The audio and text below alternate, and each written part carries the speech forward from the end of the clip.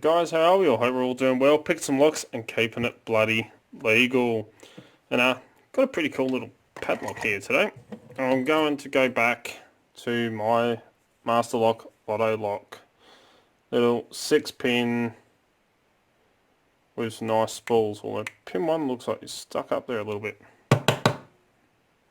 There he goes. So nice little 6-pinner that Alex sent me. And last time I went to attempt this is when I was in that giant picking slump. But let's have another go now I'm out of it. You can see we've got some pretty nice bitting to it. Some low cuts hiding these high cuts. Highest possible cuts right at the top. And then a low cut at the back. She does work. And you've already seen what the guts look like in this because I've taken one of these apart. So it's one standard and the rest are spools. And hopefully I'm not in my slump anymore. So I can hopefully get this thing picked on camera. And to do it, I'm going to use my tensioner I made from one of those ejector pins. It fits in the top there. It's still not absolutely perfect by any means, but she works. And one of the prototype lock tools high reach picks that Penny sent me, only because of those high cut pins, and this one I haven't put a handle on yet. I'm going to do that on video, but you know, 19 thousandths, it means I can pick from the bottom of that keyway quite nicely. So make sure she's reset, go through, feel for a binder.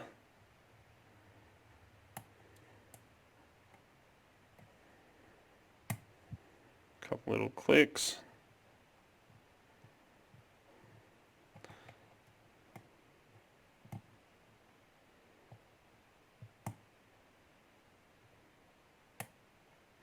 Thing about these locks is they have tiny little pins, kind of like American locks, which makes them quite tricky to get a pick onto.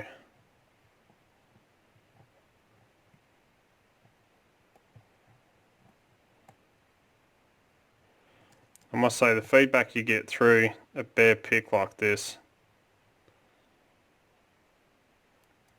is fantastic. You can really feel exactly what's going on.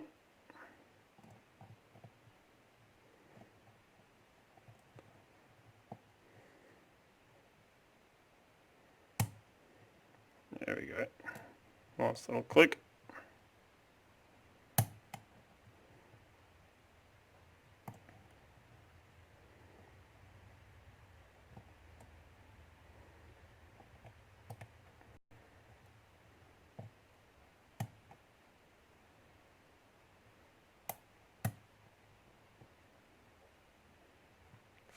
Do a little turn on the core.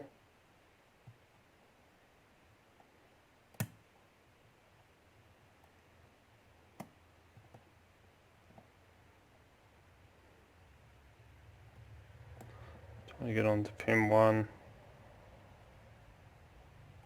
No, nothing off 1.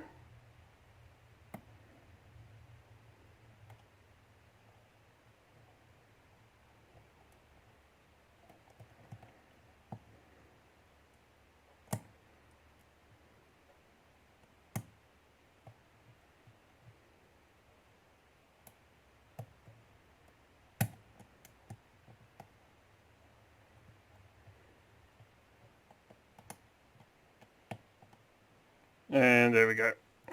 Got him open. It's going through little clicks. This pick makes short work. But there we go. We've got an open. And I do not want to go turning that core 180 because all the pins will dump out. And you don't want that to happen. So before that does, I'm going to lock him back up.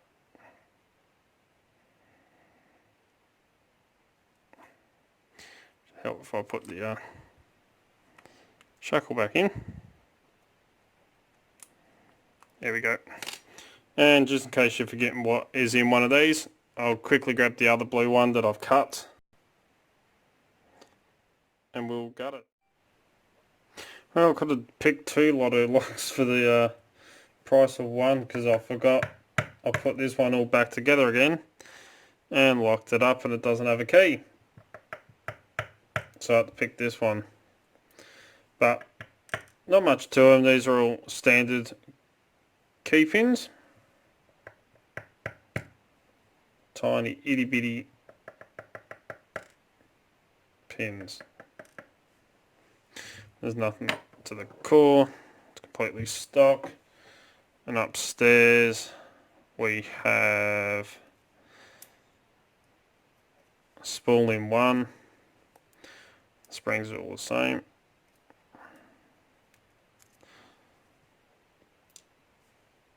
Spool in 2. 3's the spool as well. So is 4.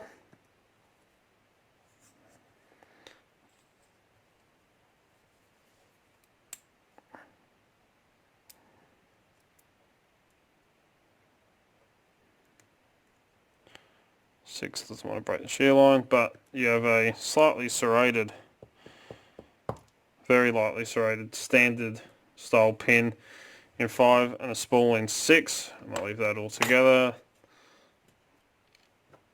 All the springs in there. But there you go. All standard key pins, spool in 1, 2, 3, 4 and 6. And a very lightly serrated, pretty much just acts like a standard in 5. You can just make out very, very light serrations on there, but that's all there is to a blue Lotto lock. I believe these are the 410 Lottos by Master Lock. But there you go. Finally, my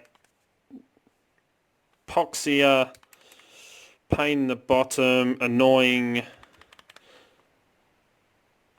slump has disappeared. Now to move on to the next Lotto lock, which is the brand new in the box mummified key orange Lotto. So that'll be a fun little pick, especially since I know who was the first one to win one of these, Cherokee. So she already showed the key, why not? With some pretty awesome bitting. Have a look at that. That is sweet.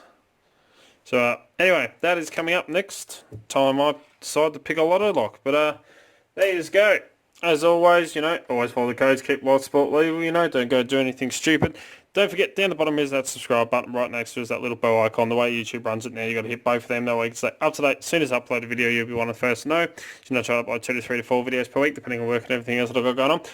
Don't forget, come join us on Discord, the Extraordinary League of Pickers. The link's in the description. Don't forget, you can also find Dark Hearts Lockpick on Instagram, Facebook and Twitter, where I put up post photos of what's going on in the background. All the fun stuff that happens around here pretty much. If you're looking for great equipment at very competitive prices, please check out locksmithstoolbox.com. They're an awesome Australian company, and as you know, that's where I get 99% of my lockpicking equipment from. If you want to get in contact me through any social medias, Discord, or send us an email, darkartslockpicking@gmail.com. And I'll get back to you. If you like what you see, please give a thumbs up. Really do appreciate it. Another big shout out to Penny for sending me these Law Lock tools, 19,000s, the prototypes. These things are beautiful, and as you can tell by all the scratches, I have been using them something shocking because these are fantastic. Especially the Bishu. Really, really do love that. And the Nessie. I use Don't talk out loud, you lower the IQ of the whole street. My phone tells me I've got to go put it on charge, so better go and do that and clean this up. And until next time, cheers guys. And thumbs up please, really do appreciate it.